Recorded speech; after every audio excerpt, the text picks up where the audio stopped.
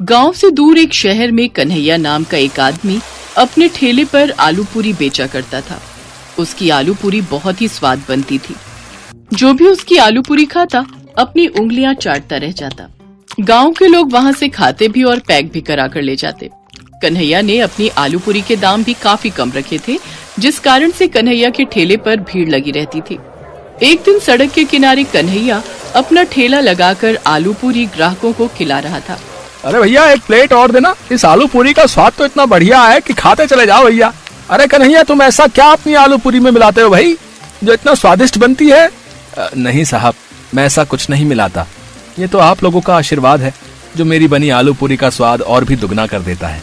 और इस तरह कन्हैया की आलू पूरी शाम तक समाप्त हो जाती। कन्हैया अपनी आलू पूरी में ताजी सब्जियों का इस्तेमाल करता था और मसाले भी अपने हाथ से कूट कर डालता था। कन्हैया गरीब जरूर था, लेकिन बहुत ईमानदार था। ऐसे ही एक समय की बात है।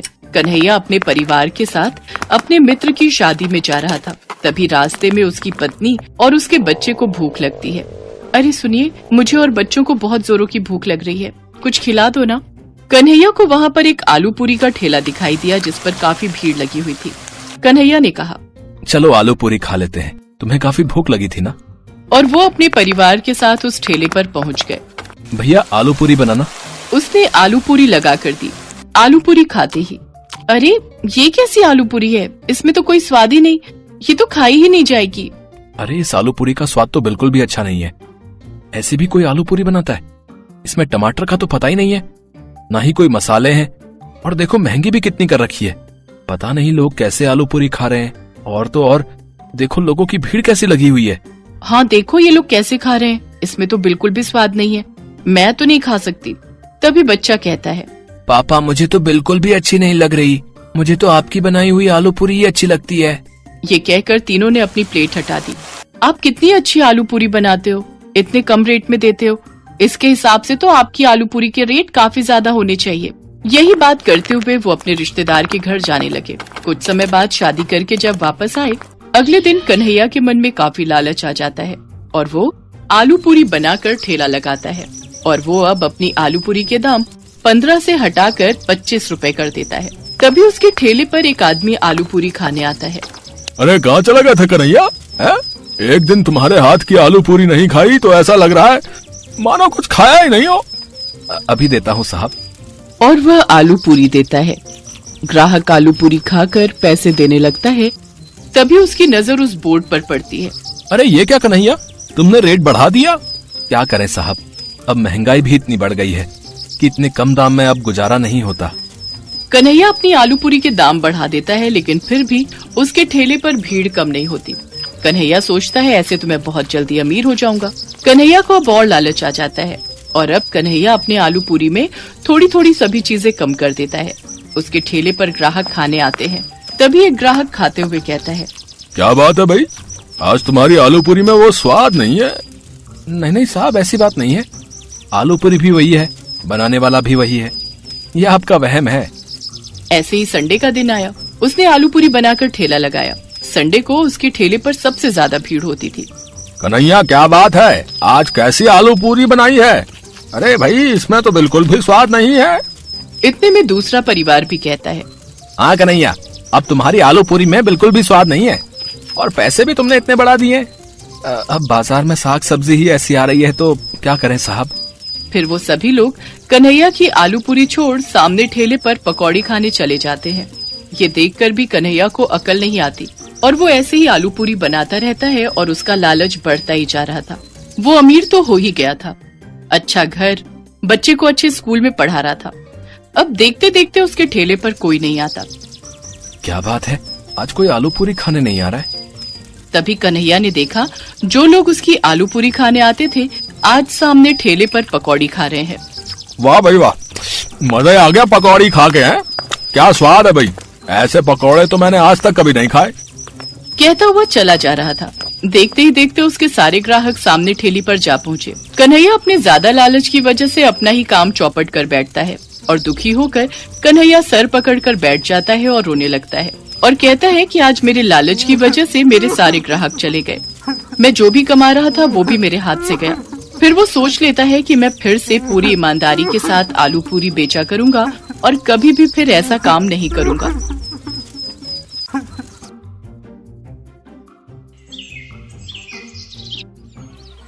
अरे भाई कैसे दिए गोलगप्पे? 50 रुपए की प्लेट है। और एक प्लेट में कितने गोलगप्पे? 6 गोलगप्पे होंगे। और कितने? अरे बाप रे बाप, 50 के 6 गोलगप्पे, इतने महंगे। तभी सोचो तुम्हारी दुकान में भीड़ क्यों नहीं है। मुझे फालतू की भीड़ चाहिए भी नहीं। मेरे पास वही लोग गोलगप्पे खाने आते हैं जो इन्हें खाने के लायक हैं। और तुम लगता है यहाँ नए हो। दाम पूछने से पहले ऊपर लगा बोर्ड ही पढ़ लेते। दाम और नाम दोनों लिखे हैं। मेरा नाम मशहूर है और ये मेरे मशहूर गोलगप्पे हैं। एक एक गोलगप्पा इतना करारा है कि तोड़ो तो आवाज 1 किलोमीटर तक सुनाई दे। और पानी जैसा ग्राहक चाहे। पूरे 10 तरह की वैरायटी है मेरे पास पानी की। और ये देखो, ये है मेरे गोलगप्पों की असली जान, मेरा ये खास मसाला। हाँ हाँ, ये सब तो ठीक है, पर फिर भी 50 रुपए वाकई बहुत ज्यादा है। दाम तो यही है और यही रहेगा। अब तुम देख लो कि तुम मेरे गोलगप्पे खाने के लायक हो या नहीं। अरे ये क्या बात हुई? तुम ऐसे बात करते हो अपने ग्राहक से? नहीं, ग्राहक से तो नहीं, पर जो फालतू मेरा वक्त बर्बाद करे उससे मैं ऐसे ही पेश आता हूँ। चलो अब आगे बढ़ो और कोई सस्ता गोलगप्पे का ठेला ढूंढो। मशहूर ऐसा ही था। ये बात तो 100% सच थी कि वो गोलगप्पे बहुत ही अच्छे बनाता था, लेकिन इस बात पर उसे घमंड भी बहुत था। मशहूर का मानना था कि उसके पास हुनर और किस्मत दोनों का साथ है, इसीलिए उसे पूरा यकीन था कि उसका काम कभी मंदा पड़ ही नहीं सकता। और वास्तव में ऐसा हो भी रहा था। मशहूर के पास भले ही ग्राहक कम थे, लेकिन उनसे ही वो अच्छा खासा मुनाफा कमा लेता था। फिर कुछ दिनों के बाद, हाँ भाई लाओ जरा गोलगप्पे तो लगाना। अरे तुम फिर से आ गए। रेट कम नहीं होंगे, पहले ही बता रहा हूँ। हाँ हाँ, मैं तुमसे कम करने को कह भी नहीं रहा हूँ। ऐसा करो, सिर्फ मुझे नहीं, इन सबको भी गोलगप्पे खिलाओ और इन सबके पैसे मैं दूंगा। पगला गए हो क्या? अब ऐसा करो, पहले पैसे रखो मेरे सामने, फिर बात करना। तुम भी ना बड़े शक्की हो। ये लो, ये रखे तुम्हारे पैसे। इतना कहकर सूरज ने पूरे 2000 रुपए मशहूर के सामने रख दिए। सूरज अपने साथ जिन लोगों को लेकर आया था वो देखने में ही गरीब लग रहे थे। मशहूर ने सभी को गोलगप्पे खिलाए, जिसके पैसे सूरज नहीं दिए। फिर सबके जाने के बाद, क्या बात है भाई, कोई लॉटरी वॉटरी लग गई है क्या? अभी तो नहीं लगी, पर जल्दी लगने वाली है। क्या मतलब? तुम्हें कैसे पता कि लॉटरी लगने वाली है तुम्हारी? क्योंकि निरंजन बाबा ने मुझसे ऐसा कहा है। वो बहुत ही बड़े सिद्ध बाबा हैं। उन्होंने मुझसे कहा है कि मैं जितने लोगों का पेट भरूंगा, वो भी बिना उनसे कुछ लिए, मेरी लॉटरी लगने के उतने ही चांसेस बढ़ जाएंगे। तुम भी निरे उल्लू हो भाई, हैं? बाबा जी ने तुम्हें गरीबों को खाना खिलाकर कुछ भला काम करने को कहा होगा। जितने पैसे तुमने मेरे गोलगप्पे खिलाने में खर्च किए, उतने में तो तुम पूरा भंडारा कर सकते थे। मैं जानता हूँ, पर मुझे इन लोगों को कुछ ऐसा खिलाना था जो इनके बस के बाहर हो। खाना तो कोई ना कोई इन्हें खिलाई देता होगा, पर तुम्हारे गोलगप्पे वो इनके नसीब में कहाँ से आते? और बाबा जी ने मुझसे यही तो कहा था कि जाकर किसी का नसीब बदलो, तो मैंने बदल दिया। अब देखना, मेरी लॉटरी जरूर लग जाएगी। मशहूर और सूरज बात कर ही रहे थे कि तभी सूरज का फोन बजने लगा। हेलो, हाँ भाई, क्या क्या तू सच बोल रहा है? सच में? वाह वाह वाह भाई, मजा आ गया भाई, मजा आ गया। तू वहीं रुक, मैं बस वहीं आ रहा हूँ, वहीं आ रहा हूँ मैं। अरे अरे, क्या हो गया? कहाँ भागे जा रहे हो? मेरी लॉटरी लग गई भाई, वो भी पूरे 10 लाख की। शुक्रिया भाई, शुक्रिया यार, बहुत शुक्रिया यार। सच में तुम्हारे गोलगप्पों की वजह से ये सब हो पाया। अच्छा, अब मैं चलता हूँ, मैं फिर आऊंगा और अगली बार और ज्यादा लोगों को लेकर आऊंगा। तुम तैयार है ना? इतना कहकर सूरज वहाँ से चला गया, लेकिन मशहूर को सोचने पर मजबूर कर गया। मेरे गोलगप्पे ऐसा भी कर सकते हैं, मुझे तो पता ही नहीं था। अगर मुफ्त में मेरे गोलगप्पे खिलाकर इस लड़के की किस्मत खुल सकती है, तो फिर मेरी क्यों नहीं? हाँ, अब से मैं भी लोगों के नसीब बदलूंगा। अब वो नहीं, बल्कि मैं खुद अपने गोलगप्पे लोगों को फ्री में खिलाऊंगा। अगले दिन मशहूर ने सबसे पहले अपने लिए एक लॉटरी का टिकट खरीदा और फिर उसके हाव भाव बिल्कुल ही बदल गए। साथ ही उसकी दुकान का बोर्ड भी अब गोलगप्पों की कीमत की जगह पर लिखा था बिल्कुल फ्री। मतलब वो सच में अब लोगों को मुफ्त में गोलगप्पे खिला रहा था। साहब, कभी सपने में भी नहीं सोचा था कि आपकी दुकान में खड़े होकर गोलगप्पे खा सकूंगा। भगवान आपका भला करे, आपकी खूब तरक्की हो, आप जो चाहो वो सब आपको मिले। मैं भगवान से यही प्रार्थना करूंगा। मशहूर को पहली बार किसी ने ऐसा कुछ कहा था। मशहूर को बहुत अच्छा लगा, लेकिन अब भी मशहूर के दिमाग में उसका खुद का फायदा पहले था। उस दिन अपने बनाए हुए सारे गोलगप्पे मुफ्त में खिलाने के बाद वो फौरन लॉटरी ऑफिस पहुंचा। मशहूर चंद, हाँ मुबारक हो, आपको इनाम मिला है पूरे 10,000 का। क्या सिर्फ 10,000? पर पहला इनाम तो 10 लाख का था। हाँ, तो वो पहला इनाम भी तो है। आपकी किस्मत इतनी भी अच्छी नहीं है, शुक्र मनाइए कि 10,000 तो मिले। मशहूर इनाम के 10,000 लेकर अपने घर वापस आ गया। वो उदास था और नाराज भी। क्या हुआ जी, लॉटरी लगी क्या? लगी भी और नहीं भी, ये देखो 10,000 मिले हैं। अरे वाह, तो फिर आप उदास क्यों? आपको तो खुश होना चाहिए ना। अरे पर 10,000 से क्या होता है, इतने में तो 4-5 दिनों में अपनी दुकान से ही कमा लेता हूँ। उस लड़के को तो पहला इनाम मिला था, वो भी पूरे 10 लाख का, और उसने तो इतने कम गोलगप्पे खिलाए थे। मैंने तो अपने सारे गोलगप्पे मुफ्त में खिला दिए, फिर भी मुझे क्या मिला और उसे क्या मिला? ओफो, ये सब क्यों सोच रहे हो आप? आपने जितने भी गोलगप्पे मुफ्त में खिलाए उनकी लागत तो निकल गई ना, बोलो। हाँ, उससे तो ज्यादा ही हैं ये पैसे। तो फिर आपको नुकसान थोड़े ही हुआ है जो ऐसे मुंह लटका कर बैठे हो। 4-5 दिनों में जितना कमा पाते वो एक ही दिन में मिल गया, ये कम है क्या? मशहूर को अपनी पत्नी मोहिनी की बात ठीक लगी और उसने अपना इरादा और पक्का कर लिया। उसने आगे भी लोगों को फ्री गोलगप्पे खिलाना जारी रखा और हर रोज लॉटरी का टिकट खरीदना भी, कभी कम तो कभी ज्यादा, लेकिन हर रोज मशहूर का कुछ न कुछ इनाम जरूर निकलता था, जिससे मशहूर का हौसला और भी मजबूत होने लगा। इसके साथ ही मशहूर को अब ये सब करने में बहुत खुशी भी मिल रही थी। हर रोज लोगों के मुस्कुराते चेहरे उसकी दुकान से लौटते थे। उसके गोलगप्पे न जाने कितने मायूस चेहरों की मुस्कान बन रहे थे। फिर एक दिन, अरे मशहूर भाई, ये क्या है? ये कमाल कब से हो गया? बस तुम्हारे जाने के बाद से ही। लेकिन माफ करना भाई, अब तुम फ्री में गोलगप्पे नहीं खिला पाओगे किसी को, क्योंकि ये काम अब मैं करता हूँ और लॉटरी भी मेरी ही लगती है। हाँ, तुम्हारे जितना बड़ा इनाम तो नहीं लगा अब तक, पर मुझे उम्मीद है कि कभी न कभी वो कमाल भी हो ही जाएगा।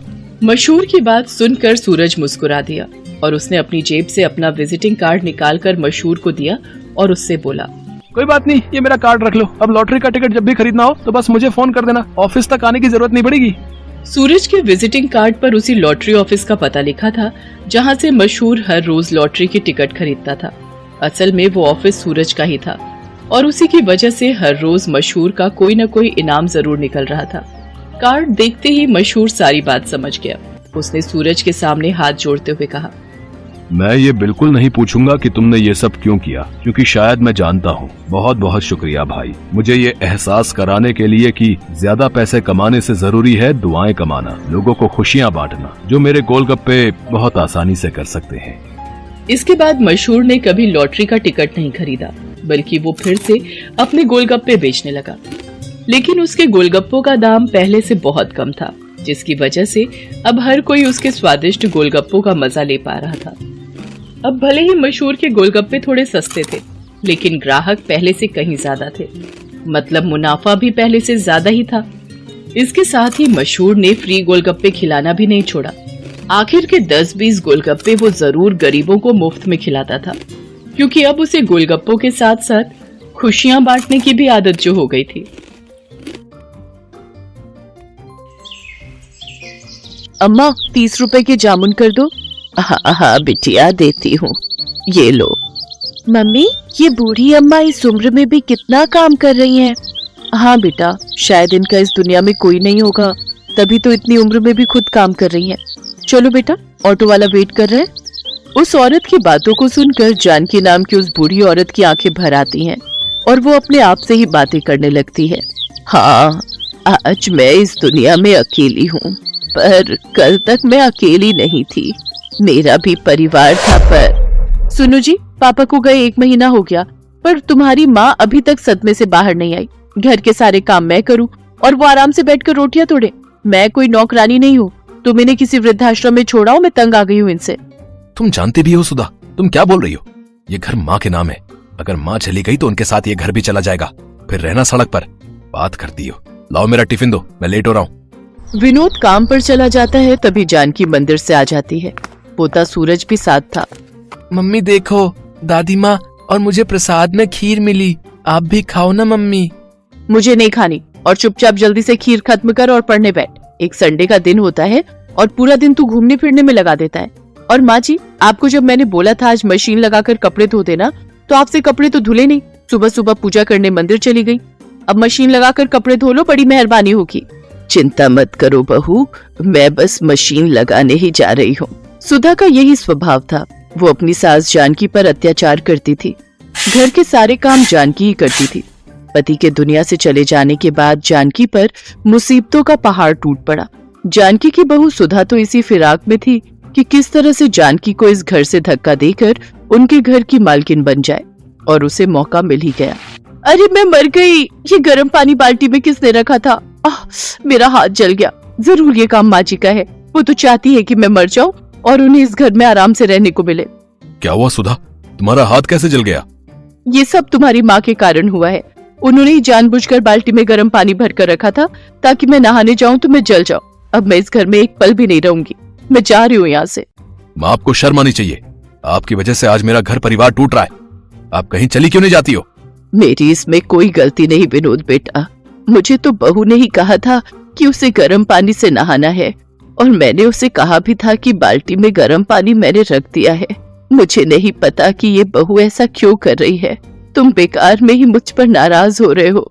हाँ, मैं ही झूठी हूँ, आप ही सच्ची हो। रहो अपने बेटे के साथ। सूरज स्कूल से आ जाए तो मैं उसे लेकर चली जाऊंगी।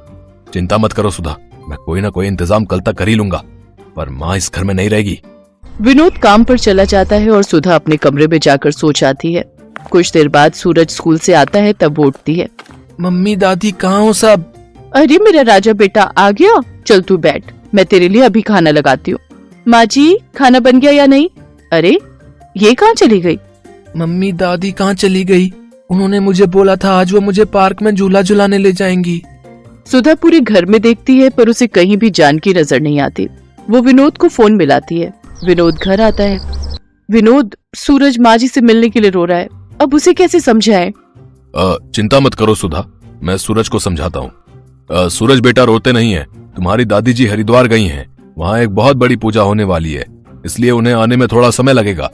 कुछ दिनों बाद तुम्हारी दादी आ जाएंगी, ठीक है? सुधा और विनोद किसी तरह सूरज को समझा देते हैं, पर वो दोनों जानकी के बारे में कुछ भी पता करने के बारे में नहीं सोचते। जानकी सड़कों पर अकेली बेसहारा घूम रही थी। जानकी के पास जो थोड़े बहुत पैसे थे वो लेकर वो दूसरे शहर आ गई और एक झुग्गी में रहकर अपना गुजारा करने लगी। अब तो बहुत से झुग्गी वाले जानकी को जानते थे। जानकी को घर से निकले आज 10 साल हो गए। पिछले 10 सालों से जानकी अपने परिवार से दूर है, पर विनोद और सुधा ने उसे ढूंढने तक की कोशिश नहीं की। गर्मियों का सीजन आया तो जानकी ने मंडी से जामुन खरीदे और जामुन बेचने लगी। आज 80 साल की उम्र में जानकी इस दुनिया में परिवार के होते हुए भी अकेली है और आज भी खुद से कमाकर अपनी जिंदगी गुजार रही है। जानकी काकी, घर चल रही हो? मैं घर ही जा रही हूँ। शोभा बिटिया, अभी बहुत जामुन पड़े हैं। मैं सोच रही हूँ कुछ देर और बैठ जाती हूँ। थोड़े और बिक जाएंगे तो नुकसान नहीं होगा। लाला के जामुन के पैसे लौटाने हैं। घर ले गई तो जामुन खराब हो जाएंगे। और तुम्हारी नारियल पानी की बिक्री हुई क्या आज थोड़ी? हाँ काकी, आज बाजार में घूम कर बेचे तब जाकर बिके। मैं तो कहती हूँ मुझे दे दिया करो बेचने के लिए, पर तुम मानती कहाँ हो काकी? नहीं बिटिया, तुझे भी तो अपने घर का ख्याल रखना है। तू भी तो कितनी मेहनत करती है ना। तेरे बापू की तबीयत ठीक नहीं रहती, माँ भी तो घरों में काम करती है। कम से कम तू मेहनत करके घर को चला लेती है। ये बहुत बड़ी बात है बिटिया। चिंता मत कर, मेरी बूढ़ी हड्डियों में बहुत ताकत है। जिंदगी के दुखों ने मेरे शरीर को मजबूत बना दिया है। तुमसे बहुत कुछ सीखने को मिलता है काकी। अच्छा मैं घर चलती हूँ, फिर तुम आराम से आ जाना। जानकी को जामुन बेचते रात हो गई। उसके पास अभी भी जामुन बचे हुए थे। तभी उसके पास एक गाड़ी आकर रुकती है। अरे यार, जामुन खाने का बहुत मन हो रहा है। चल ना, उन अम्मा से जामुन लेते हैं। एक काम कर, तू जल्दी से जाकर ले आ, मैं गाड़ी साइड लगाता हूँ। अम्मा 50 रुपए के जामुन कर दो। अभी करती हूँ बेटा। अम्मा मेरे पास 500 का नोट है, आपके पास खुले होंगे? नहीं बेटा, मेरे पास खुले तो नहीं है। सूरज, सूरज, तेरे पास 50 रुपए है क्या? जरा पकड़ा दे है तो। सूरज। जानकी सूरज नाम सुनकर थोड़ी घबरा जाती है। अचानक वो लड़का गाड़ी से बाहर निकलता है और जानकी को देखकर चौंक जाता है। दादी माँ, और यहाँ? सूरज तब छोटा था। 10 साल का बच्चा सूरज आज 20 साल का हो चुका था। सूरज अपनी दादी को पहचान गया और वो दादी दादी कहकर अपनी दादी के गले लगकर फूट फूट कर रो पड़ा। सूरज कॉलेज में पढ़ रहा था तो वो इसी शहर में रहता था। सूरज को जानकी से सारी बात पता चलती है और वो भी अपने पोते से लिपट कर खूब रोती है। इसके बाद जानकी सबसे विदा लेकर अपने पोते सूरज के साथ अपने शहर अपने घर पहुंचती है। जानकी को सूरज के साथ देखकर विनोद और सुधा हैरान रह जाते हैं, पर सूरज गुस्से में था। मम्मी पापा, आखिरी बार आप लोगों से मिलने और अपना सारा सामान लेने आया हूँ। आज के बाद मैं आप लोगों को अपनी शक्ल कभी नहीं दिखाऊंगा। मैं दादी के साथ रहूंगा। आपने मुझसे झूठ बोला कि दादी माँ हरिद्वार गई हैं। पर आज 10 साल बाद दादी की हालत देखकर सचमुच मुझे आपको अपने माता पिता कहते हुए भी शर्म आ रही है। मैं हमेशा दादी माँ के बारे में आपसे पूछता था, पर आप हमेशा टाल देते थे। कहीं ऐसा ना हो जैसा आपने दादी माँ के साथ किया है ना, कल आपके साथ ऐसा हो जाए। पर नहीं, आपके साथ ऐसा कुछ नहीं होगा, क्योंकि मैं तो आप दोनों के साथ अपने सारे रिश्ते तोड़कर दादी माँ के साथ जा रहा हूँ। नहीं सूरज बेटा, ऐसा मत कर, हम तेरे बिना जी नहीं पाएंगे। हमें माफ कर दो सूरज बेटा, ऐसा मत करो, तुम हमारे बुढ़ापे का सहारा हो। अच्छा, तो दादी माँ के बुढ़ापे का सहारा भी तो आप ही थे ना, तब आपने क्यों नहीं सोचा मैं आप दोनों की नहीं सुनूंगा, मैं दादी माँ के साथ जा रहा हूँ। सूरज जानकी के साथ वापस जाने लगता है। तभी सुधा और विनोद रोते बिलखते जानकी के पैरों में गिर जाते हैं। माँ जी मुझे माफ कर दो, मुझसे गलती हो गई माँ जी। माँ सूरज को समझाओ ना माँ। जानकी वहीं रखी एक कुर्सी पर बैठ जाती है। नहीं सूरज बेटा, अब मुझे किसी डॉक्टर की जरूरत नहीं, मैं अपने पोता और बेटा बहू से मिल ली, अब जीने की इच्छा नहीं। सूरज बेटा, अपने माता पिता को माफ कर देना, अपने माता पिता की खूब सेवा करना। माता पिता का आशीर्वाद भगवान का आशीर्वाद होता है, हमेशा खुश रहना बच्चों। इतना कहते ही जानकी की गर्दन एक ओर लुढ़क गई। ऐसा लग रहा था मानो वो अपने बेटा बहू और पोते से मिलने के लिए ही अब तक इस दुनिया में जिंदा थी। विनोद और सुधा की आंखों में शर्मिंदगी के आंसू थे। सूरज अपनी दादी से लिपटकर बहुत रोता है। आज उसकी दादी गरीबी में जिंदगी के दुखों को झेलते हुए इस दुनिया से जा चुकी